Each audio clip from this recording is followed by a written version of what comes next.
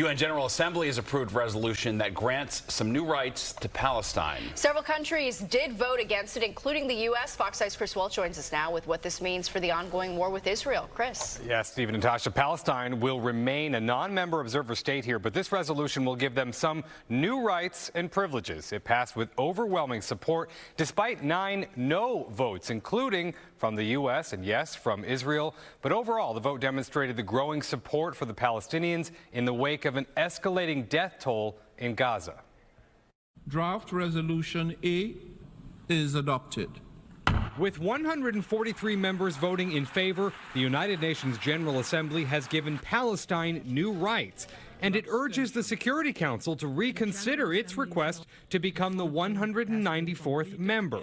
Riyad Mansour is permanent observer of Palestine to the United Nations. Your vote today, of course, says a lot about your solidarity with Palestine, but also about who you are and what you stand for.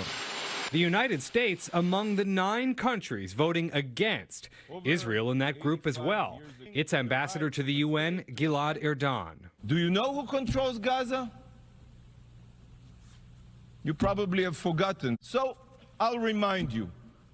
It's the terrorists of Hamas. You and your country for years to come will be proud to have stood for freedom, justice and peace in this darkest hour. This shameless body has chosen to reward modern-day Nazis with rights and privileges? How can you be so blind? You are shredding the UN Charter with your own hands. Palestinian militant group Hamas releasing a statement today about the current state of a ceasefire deal, writing that Israel's effective rejection of the proposed agreement has brought things back to square one. All this comes as the war in Gaza is centering on the military action in Rafah. People there continue to pack up their belongings as they prepare to leave the city. Now, Associated Press sources say a highly anticipated Biden administration report expected to come out at any time now does not conclude that Israel has violated the terms for its use of U.S. weapons. That report is expected to be sharply critical of Israel.